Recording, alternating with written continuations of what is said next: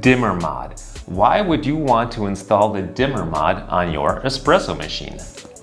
That's what we're going to talk about today. What is a dimmer? What benefits does it bring? How does it work, by the way, and how to install it? So, what is a dimmer anyway? This is just restricting some of the voltage making it to the pump. And the cool thing about that is it allows us to adjust the water flow coming out of the pump and subsequently out of the brew group. Now, why is that cool? Well, it gives us a lot of flexibility and a lot of room for experimentation. Let's do an experiment. And what's really nice about it is, after you've spent all that time preparing your puck, doing the WDT, putting a nice tamp on it, you don't want to just hit it with 9 bars of pressure right away. It's too much pressure. Ideally, you would like to be able to allow that puck to gently absorb the water in the pre-infusion phase.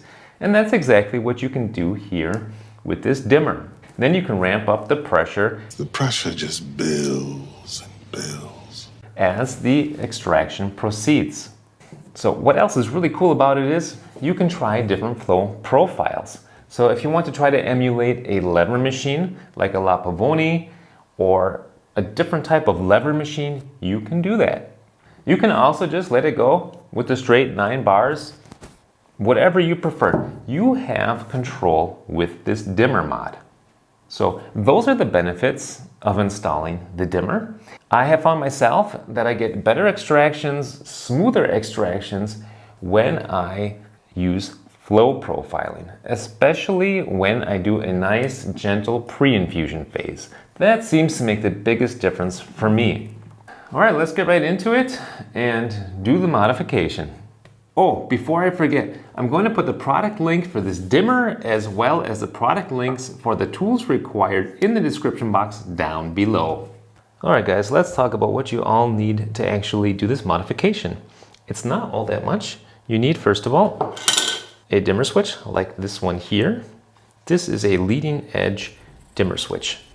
So that basically cuts off the leading edge of the voltage going to the pump.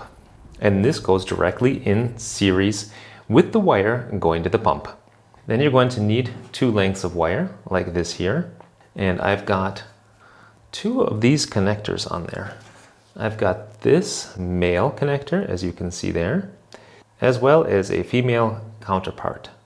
And I'm doing it that way so that we can wire the dimmer into the machine, but we can easily also take it out and rewire it exactly the way that it was before in case we ever want to go back. But I don't think you're going to want to do that. One other tool that you're going to need for this is something like this. I have this crimping, stripping, and cutting tool from Knipex. It is an awesome tool. It does cost a little bit of money, but it's well invested. So I've already cut the wire to size.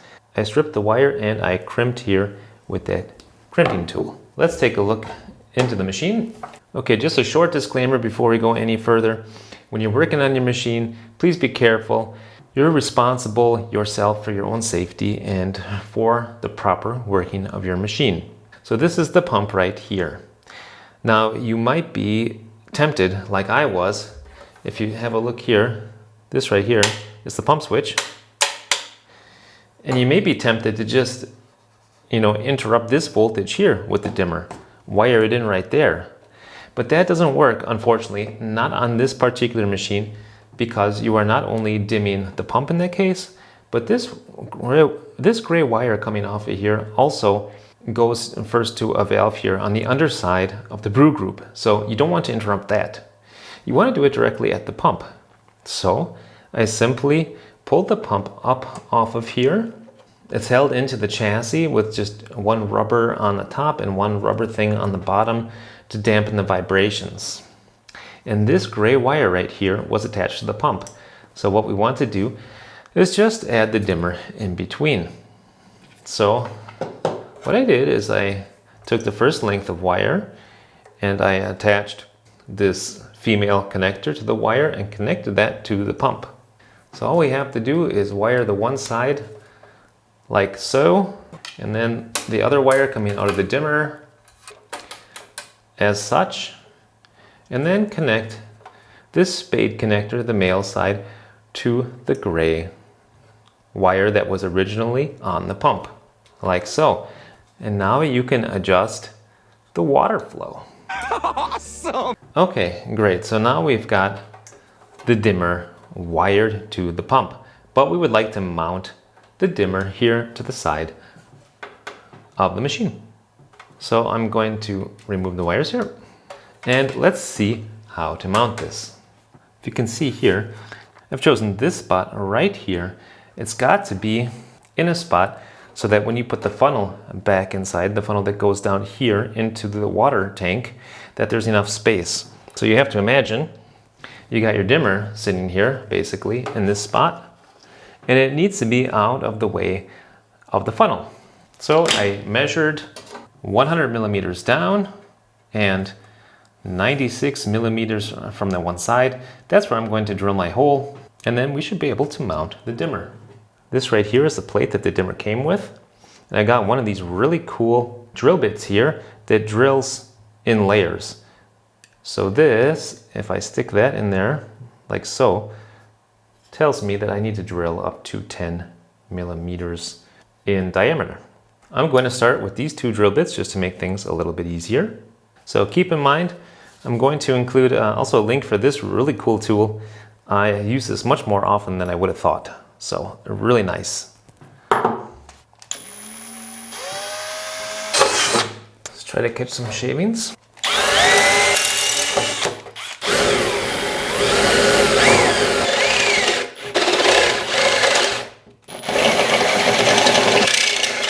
Good, I don't know if you can see that, but the tape in there did catch most of the shavings.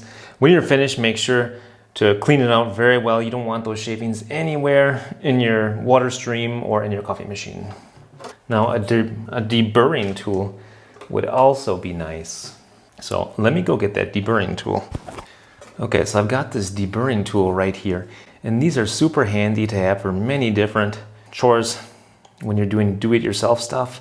You'd be surprised when you get a tool, it's like how often you use it once you get it.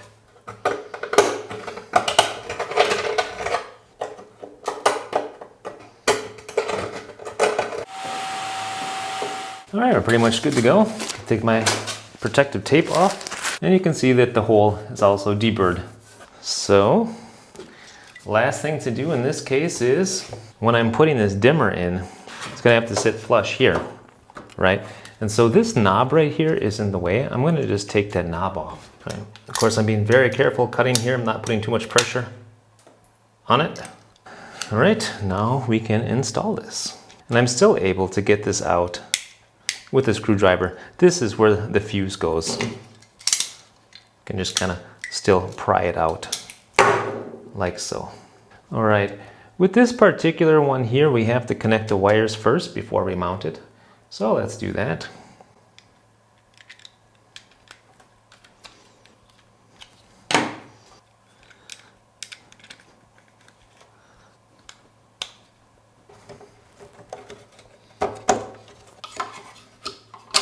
Put our included washer on and our nut.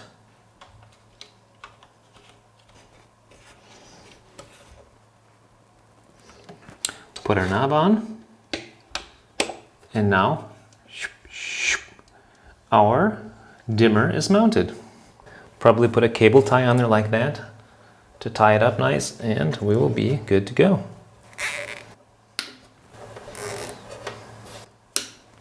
So you want to keep in mind to keep the dimmer and the wires away from this hot boiler here. And I got the wires here off to the side, pretty close to the pump. And here tucked into a wire holder here on the side, so should be good to go. Let's go ahead and mount the top plate. Let's put these ground wires back on. And set this in place. Voila!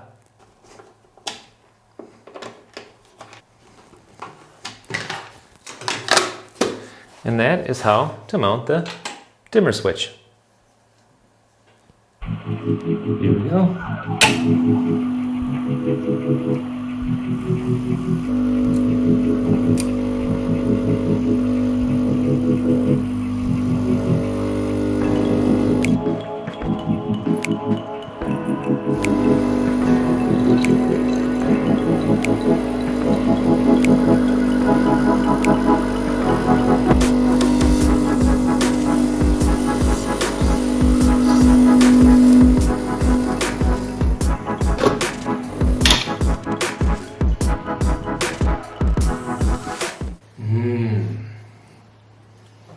silky smooth. It's really, really good. Being able to adjust the pre-infusion to your tastes and to be able to do flow profiling on this machine, that just makes it delightful. Alright guys, I hope that this video was helpful for you. If so, give me a like and check out my other videos. If you like what you see, subscribe to the channel. It's totally free. And until next time, I say happy coffee drinking and happy espresso drinking. Bye now.